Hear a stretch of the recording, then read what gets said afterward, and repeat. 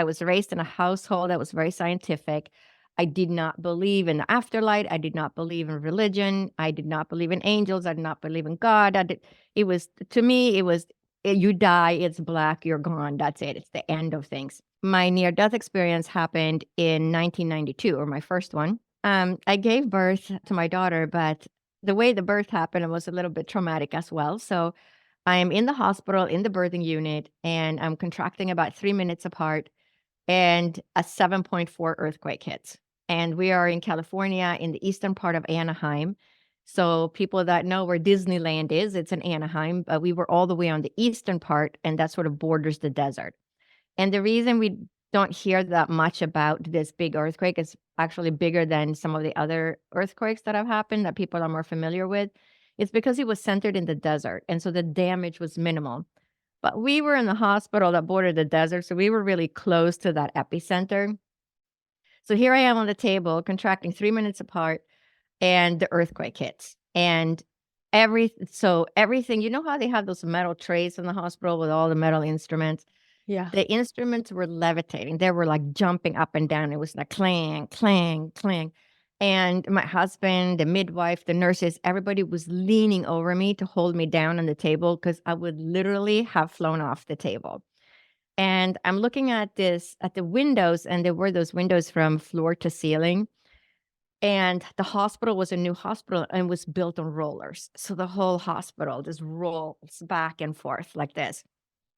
And I'm just in a panic mode. I'm thinking, okay, this is the day I'm gonna die, right? So it's one of those moments in my life when I thought I was going to die, which is very different from my NDE when I knew I was dying. So it's that thought of, oh my gosh, I didn't think my life was gonna end this way. And those windows, I figured they were gonna crack and, come, they're just crashing down. The ceiling tiles were gonna fall in and bury us in rubble. Well, the earthquake stopped. We lost all the power, and the generators kicked in, and we had the light of a night light in this birthing unit. And this is like, 5:30 or something in the morning, so it's still dark. And my labor actually stopped because the fear was so great that this was, I was going to die. And it's a mechanism that the body does. The body will stop the labor if you're in severe danger. If the lion is about to eat you, you're going to get out of the way and get yourself to safety, and then you're going to give birth, right? So my labor actually stopped, and probably about half an hour went by. The labor started back up. I gave birth to my daughter, and the 7.2 earthquake hits. So same scenario one more time.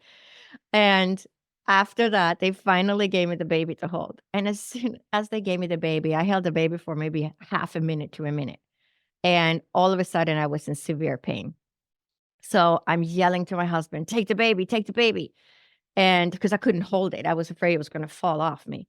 And I just arched backwards in pain. And they started massaging my abdomen, and all these blood clots came out. So that was the first time I hemorrhaged. And then they kept me in the hospital for an extra day and said, and I was, lying there with all the aftershocks, praying that we were not going to have another big earthquake. And they sent me on my way after 2 days. And then I started having these pains, and it would be this shooting pain from my pelvis down my legs. And it felt like, imagine swallowing a bowling ball. It was just all this pressure in my pelvis and radiating down my legs. And I kept having to sit down, and I kept wondering, why am I having all this pain? I wasn't having a fever or anything. It was just this pain. And after 10 days, my friends were holding a baby shower for me in the park. And I get to the park, and I feel like I need to use the restroom. So I go to the restroom, and this massive blood clot comes out, literally the size of a baby's head, like huge. And I, go back to my friend quickly, and I said, tell her what happened. And I say, I have to leave right now because obviously something is really, really wrong. Drove back home, which was literally 5 minutes away, put all my kids back in the car. And my parents were visiting from Sweden to help with the birth and taking care of the kids. They were retired now. And they called my husband. He came home from work, and we went to the ER. So I get to the ER, and they come in. I tell them what happened, and they do a manual examination. And they say, well, there's not much bleeding going on right now. It looks like a normal postpartum trickle of blood, but we'll keep you for, observation for a little bit. Well, nothing else happened, and there was no blood work, nothing. They sent me on my way. Then the next evening, the same thing happens. I had hemorrhage again while I'm going to use the restroom. And I yell to my husband, and he calls the hospital. And it's pretty late at night. It's like 9:30 at night. And I lie down, I'm lying down on my bed, and I yell, I'm not going to the ER. They're not going to do anything because the bleeding stopped. So they said, all right, we're going to schedule you for a checkup with your doctor in Huntington Beach, California, where we lived at the time. And so the next morning, I go to the doctor, and he does a manual examination, and he says, well, not much is happening now, so I'm going to send you on your way. Again, no lab work, nothing. This is 1992. So I don't know what they were thinking back then. So he sends me on my way. And then the next day, actually later that day, because now it's Friday. So in the afternoon, around 4 or 5 o'clock, hemorrhage again. And so we said, all right, well, this is the third day. It can't be how many linings? They keep saying it's the second lining. So we went back to the ER. And again, we get to the ER. The doctor comes in, manual examination. No, there's not much bleeding going on now, but we'll keep you for observation. And so here I am, lying on the table in the ER. They closed the door. I don't have a bell to ring, and I'm just lying there. So after a while, I started bleeding again. And I'm not thinking that much about it. I was, 34 at the time. I had never really been sick in my whole life. I was in really good health. I had just studied nutrition. And so I was eating healthy. I was very healthy, happy and healthy going into this ordeal. So here I am lying on the table, and I start bleeding again. And I'm thinking, well, at least I'm in the ER this time. And then is the divine interference where this nurse comes to check on me at that moment, that second, because it comes down to, seconds in the end. But the fact that she checked me at that moment, I swear she was guided, divinely guided. So she opens the door, and she sees how much I've been bleeding. And so her jaw just drops, and she quickly cleans it up. I can hear the call on the loudspeaker, OBGYN, stat to the ER, OBGYN, stat to the ER. And I'm thinking, well, at least they're figuring out something is wrong. So this middle-aged physician comes running in full speed, like completely out of breath, with a younger physician in tow. And he quickly says, what's going on?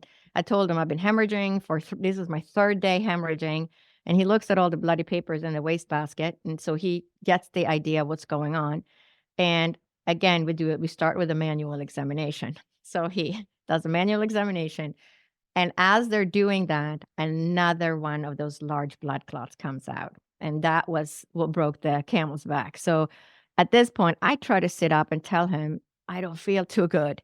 But now he knows what's been going on, and he knows how much blood I must have been losing because he saw the huge blood clot.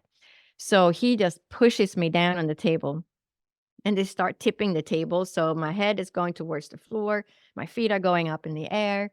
And I can hear the room filling with people, but my eyes are now closed because I can't keep them open any longer. And I can feel the nurse on my right getting the blood pressure cuff on my arm, and I can feel the nurse on my left trying to place an IV. But I'm feeling like I just jumped out of an airplane without a parachute. It's just this free fall feeling. So I'm just like falling, and it's probably my blood pressure crashing. And it was shortly after that. So the nurse on my right yells, 50 over 15, hurry. And that's my blood pressure at that point. So at this point, you can't support a heartbeat any longer. And then it keeps dropping. And I'm lying on this table, and it was shortly after she yelled that out that I knew that I was dying, which was very different from the thinking this is the day I'm going to die with an earthquake. So this was a complete knowing. I knew I was dying at this point. And I'm thinking, what's taking this nurse so long placing this IV? Because I could feel her touch my arm. But when you go into shock like that, your veins collapse, which is why they place IVs on people going to the ER. And sometimes my patients have said, I don't know why they gave me an IV. I was feeling just fine. Well, if you're going to crash, if there's any chance that person is going to crash, they now have access to your vein, and they can just inject them medication. So be happy if they place an IV on you. So I'm just lying on this table, and at this point, I start feeling like my soul is separating, and I can feel like something is leaving, trying to leave my body.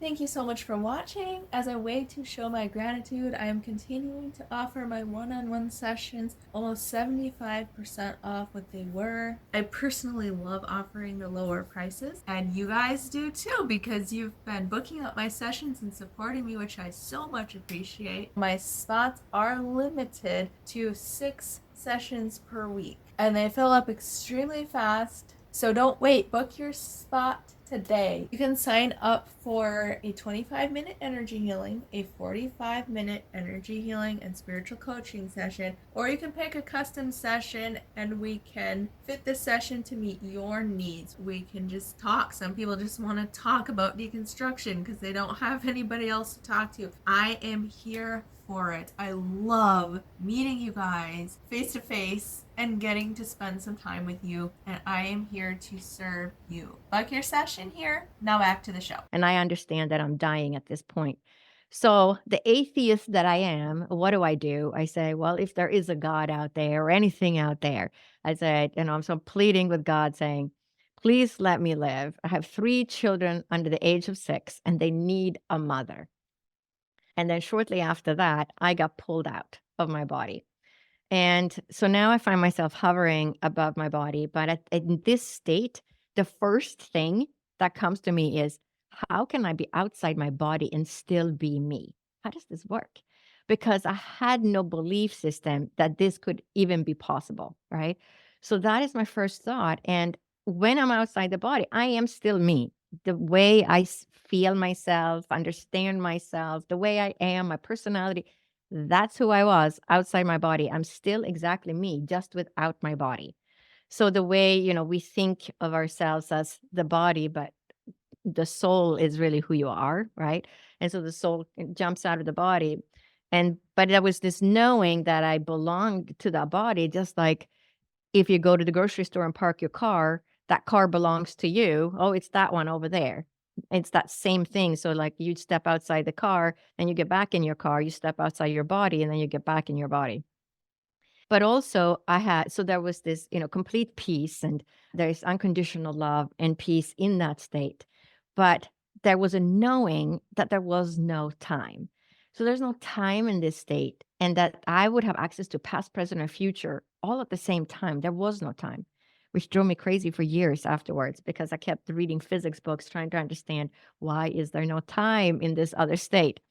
So after, I don't know exactly how long I was up, but it wasn't very long because I was also still in the room in this first near death experience. I didn't go to the other dimension all the way, just in the same room. And then I was sucked back into my body the same quick way that I had left my body, because it's just a split second you're in the body and then the next split second you are not. And that transition is completely painless, because once you're outside the body, you don't feel any pain anymore. You're just a happy camper, like, oh, here I am. That's my body down there. But it's just this kind of matter of fact state that you get into. So you don't really have, bad feelings about it. You're just kind of in that state. So then I'm in the hospital, so they save my life, and then the next day, I'm lying in this hospital room, and, I'm hooked up to all these, machines, but because they're monitoring me, and I started hearing the spirit world. So my sister-in-law had just passed away about 10 days earlier. And I'm still struggling with, what was that experience yesterday? How could that be? Could it be some kind of lack of oxygen, or what was that? Because I didn't have any belief system. Was completely unaware of near death experiences or afterlife or anything like that. So I'm trying to explain to myself my experience scientifically. It must be some form of hallucination, but it seemed so real. And, how could that happen? And then I hear my sister-in-law in the ceiling that had just passed away, and she says, everything is going to be okay. And I'm thinking, okay, I'm struggling with what happened yesterday. And now I think I hear the spirit world. And it was almost scary because I didn't understand what was happening. And the nurse came in and checked on me, and she said, oh, did anything unusual happen yesterday in the ER? Because she was probably aware of near death experiences. And I said, no, no, nothing at all. Because I figured if I told her, they would probably lock me up in the psych ward because I grew up with the medical stories, right? And my dad being, very like an atheist himself because he actually grew up. My dad grew up going to Sunday school every Sunday since he was 3 years old, but he ended up not believing in it and not pushing religion on his family. So I was very scientific in my approach. And then the spirit world kept coming back. So a year later, my second NDE happened 2 years later. So I got really sick. So let me tell you this story first because it makes sense how it leads to the second near death experience. So the first thing the doctor said in the ER was, I have to give you blood because you've lost too much blood. And I tried to look at him and he just yells at me, don't move, because he was so afraid I was going to go back and lose me again. And I said, well, I don't want blood if I don't need it. And he says, do you have a religious belief? Like, why don't you want blood? And I said, well, everybody that's getting a blood transfusion seems to be getting AIDS. 6 years later, they have AIDS because this was 1992 and we didn't have a way of checking the blood we didn't know much about it back then. So he nodded and he said, I'll see what I can do. And so they kept me an extra day in the hospital and they kept monitoring and I was healthy otherwise. And they said, well, you're making blood quickly, but you're not going to feel too good for the next 3 months. And so for 3 months, I pretty much just slept. And my hands and feet were ice cold, even though it was July, August in Huntington Beach, California. I was under wool blankets and I couldn't keep my head on a pillow because my head would pound because I had so little blood in my body. And after 3 months, so my parents changed their ticket to go home twice. And then my mother-in-law came and she stayed. And now it's September. I mean, I gave birth at the end of June. By September, I could finally sit up. And then it took a good 3 months before I could even kind of walk. So I would walk, like 100 feet in each direction outside my house with a baby. And then I would be exhausted just trying to build. First of all, I had lied down for 3 months. And then also I was still anemic trying to build the blood. So then at Christmas, now it's 6 months later, we all get sick and we go to the doctor. And my husband's company had gotten bought, and so he didn't have any insurance. We were on the wait, and we couldn't afford to pay the Cobra intermediate insurance. And also, I didn't want to pay for it because I didn't have much faith in the medical system or in that insurance company after what had happened. So I said, no, no, no, we're going to be fine. Just wait, take this job, and we'll be fine. We're going to get insurance in 3 months. So we all get sick at Christmas and we go to the walk-in clinic. Everybody else, pneumonia, the flu, get antibiotics, the whole thing. And after 8 days, everybody's well except for me in the family. So I go back and they say, weren't you just here? And I said, yes. And now I'm sicker. And so they say, okay, we're going to check your blood. And they come back in the room and they say, you have no immune system. Do you have AIDS or leukemia? And I said, well, I hope neither because we didn't do the blood transfusion, so I can't have AIDS. And they said, well, you have to go to the ER because you're way, way too sick. And I said, I can't go to the ER. We're on a wait to get insurance. And they said, well, you can die if you don't go to the ER, basically. And I said, all right, I said, I'm not going to go. If I get worse, any worse, I promise I will go. And then I know it was a tiny, tiny bit better the next day. And they called from this walk-in clinic and checked on me. And somehow I managed to come out of that. And then by the springtime, now it's May. And so now my daughter it's 11 months since my near-death experience. And I bump into the baby's changing table and something that will give you a bruise the size of like a nickel, right? Like something small. I had a bruise that spanned my entire hip area that was purple and red. And so I was like, wow. My friend saw it. She started crying. She's like, you're going to die. You have to go to the ER. And like everybody was, my husband was, everybody was upset. And I'm like, I'm better now than I was 6 months ago. I know this is bad. I know this is an issue with the blood, obviously. And I got pneumonia again. And it's in the middle of May again in Huntington Beach, California. People who get pneumonia at that time of the year, because it's not the flu season, have an underlying condition, right? So I go to the doctor.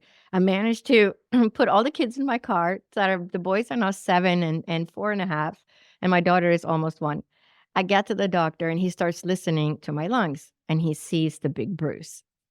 So he thinks that my husband is beating me, and he starts ripping off the t-shirts on all my kids. And I said, "Look, nobody has bruises. This is what happened. I bumped into the baby's changing table. I know something is wrong, but we are getting insurance in 6 weeks." So we were getting insurance July 1st. And if I go now to check, if you send me to the hospital now, I'm going to have a pre-existing condition. This is, 1993 now. So he gives me all the lab work anyway and all the medications. And again, I managed to come out of that. So, but obviously struggling. So I had like a bone marrow suppression of where you're not making enough blood cells. So I was getting sick all the time because my immune system was suppressed. My platelets were really low, and that's why I would be bruising like that. So everything I touched, I put my knee on the floor to tie my children's shoes, I would have a bruise on my knee. Just the pressure of putting my knee on the floor. So this was going on. So for two years later, now this is my existence. So the bruises have come down to maybe like a 1 to 2 inch in diameter. So I knew I was getting better. I wasn't having those big bruises anymore, but I was still having the issue of my soul kind of leaving my body. And I would often wake up in the middle of the night and with the same thing, like my head is pounding, take my head off the pillow. And I would always have this feeling of my soul leaving, right? Like coming out of my body. So my second NDE happened in the middle of the night. And I woke up and again, my head is pounding, take my head off the pillow. And then the same thing that happened in the ER, 1 second I'm inside the body, but the next second I'm not. But this second near-death experience is so different from the first one that I joke that I didn't get the full effect of the first one, so it didn't put me on my life path really, so the spirit world's like, "Okay, that wasn't enough, so let's give her a second one so we get her on the right course." That's really literally what it feels like because what I learned in this second near-death experience is literally my work today. So here I am in the middle of the night. And so again, I just get sucked out of my body. But now it's like I'm just tumbling through space, like a spaceship. I think Star Wars, because that's kind of the feeling, just tumbling through space at rapid speed. And I get to this place that I call the mid station because I knew there were levels, like you could go higher, but there was also levels below me. So it was that feeling of stepping into a skyscraper that has 100 floors and you press the button on floor 50, you get off at floor 50. You know there's floors above you. You know there's floors below you. You don't know what's on those floors, but you know that the floors exist. And so that's the feeling, right? So I don't know what's on those other levels because I'm on this level and that's all I can experience. So I get to this level and I hear the most beautiful music.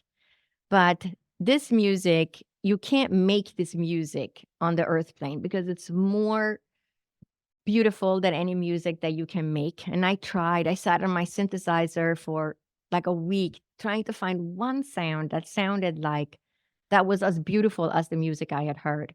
So, you can get close with different types of music, but it's not as divine as the music I heard.